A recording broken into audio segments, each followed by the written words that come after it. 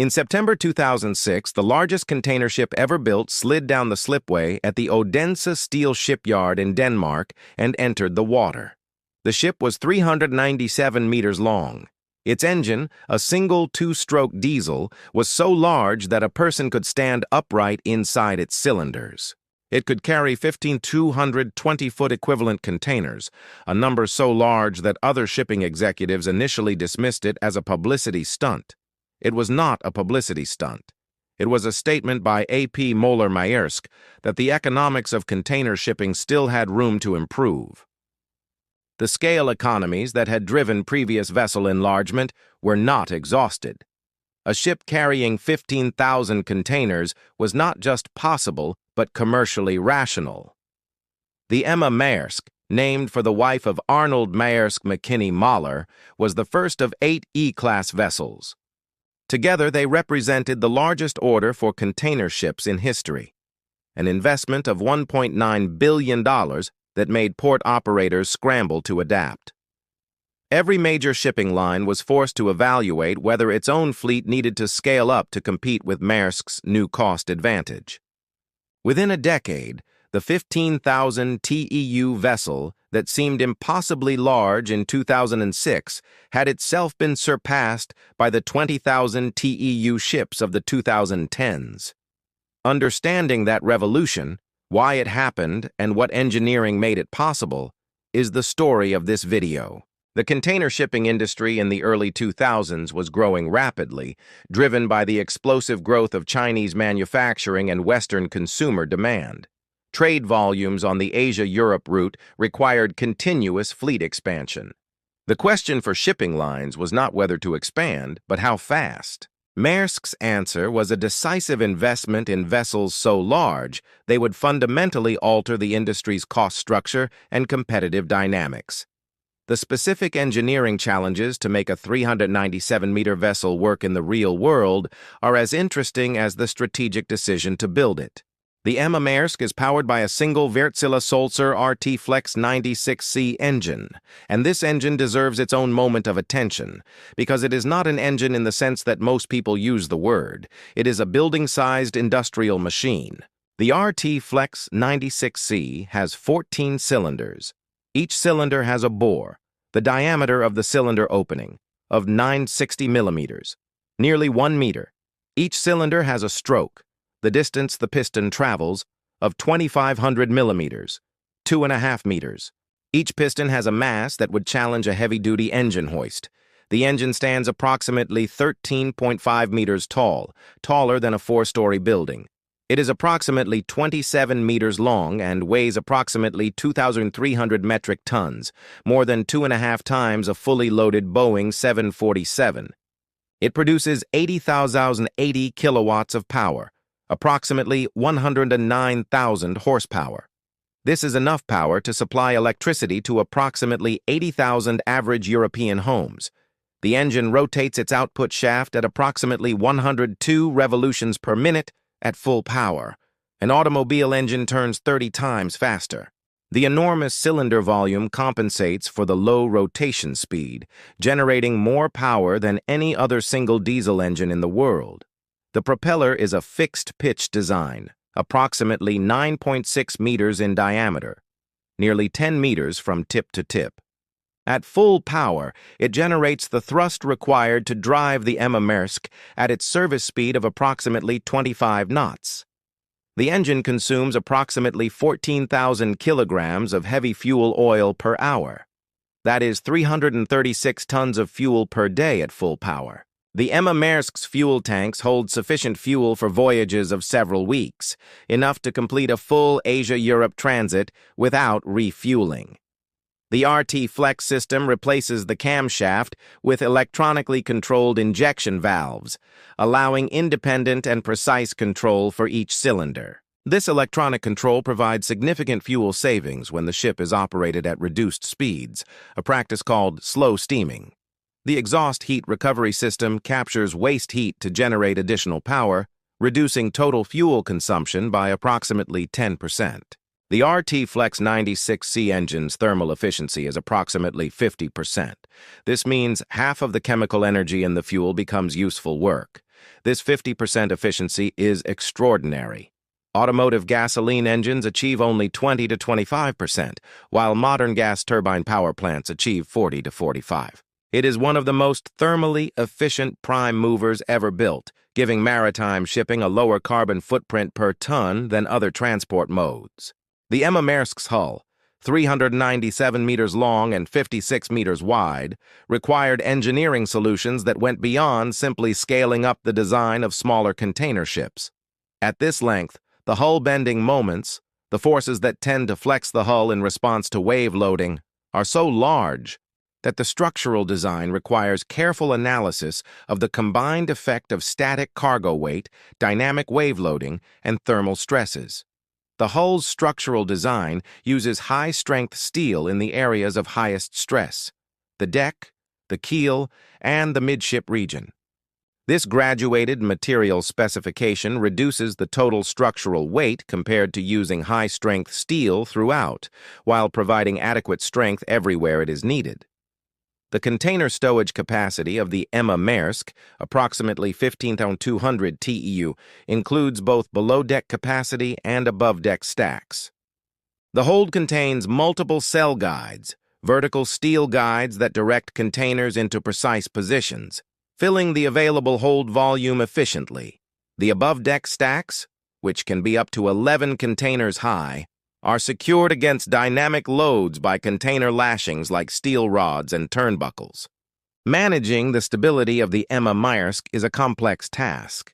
The ship's stability depends on the vertical position of its center of gravity. Heavy containers loaded low improve stability, while heavy containers high on above-deck stacks reduce it. The loading computer tracks every container and alerts the loading officer when proposed configurations would produce unacceptable stability. The port challenge was significant. A ship this size requires a berth at least 420 meters long and a channel at least 60 meters wide. Container cranes must have sufficient outreach to reach across the ship's 56-meter beam and serve the outermost container rows. When launched in 2006, relatively few ports could accommodate it. The service pattern was therefore built around hub and spoke routing.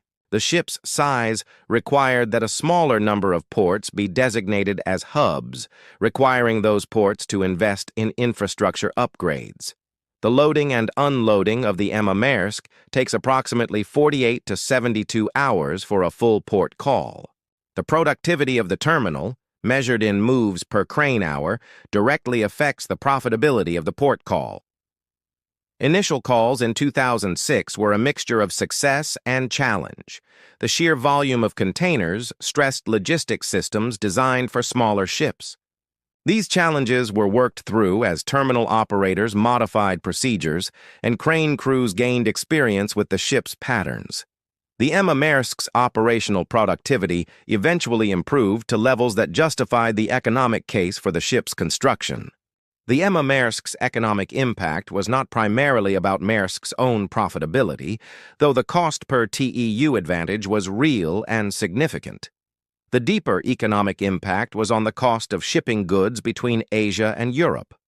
The reduction in freight costs that the Emma Maersk enabled had consequences for consumers worldwide that are difficult to quantify but genuinely significant.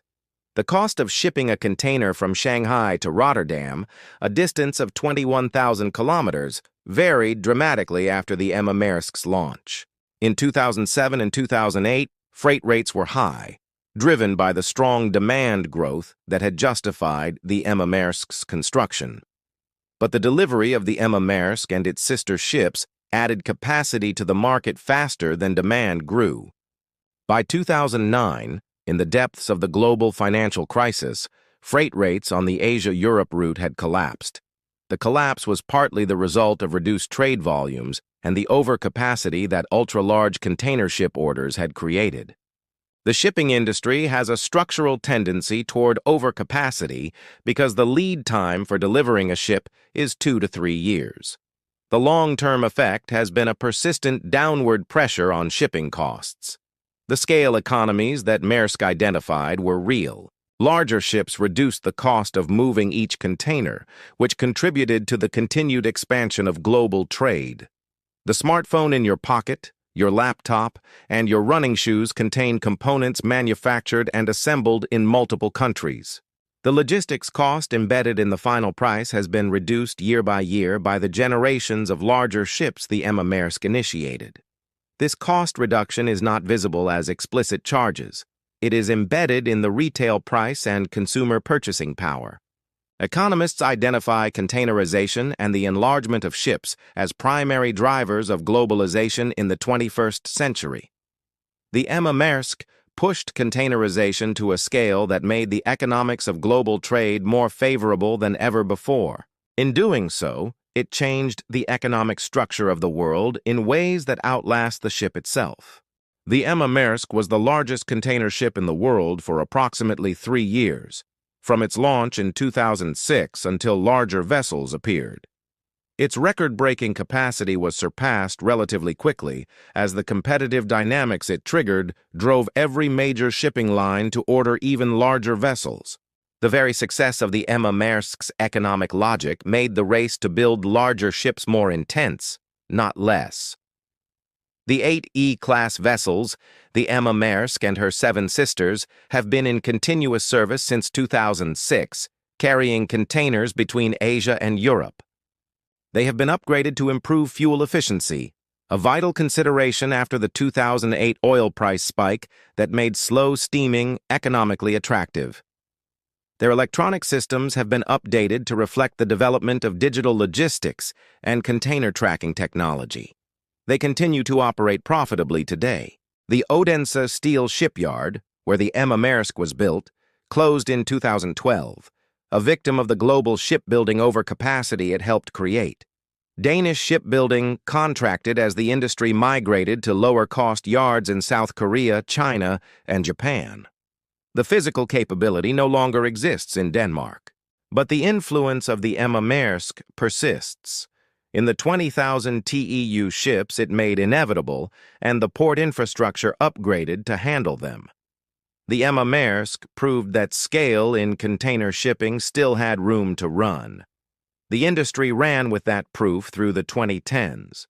Whether 23,000 TEU vessels represent the plateau, or if further enlargement is rational, is a question the industry continues to debate today. The massive engine, hull design, and container stowage system were the physical expression of an economic insight that turned out to be correct. Stand at the stern and look forward along its 397-meter length. The boxes contain products manufactured in China, Vietnam, and a dozen other countries. The cost of bringing them to the consumer has been reduced to a fraction of what it would have been without the scale economics demonstrated. That reduction is the Emma Maersk's contribution to the world. It is invisible, it is enormous, and it continues every day at sea.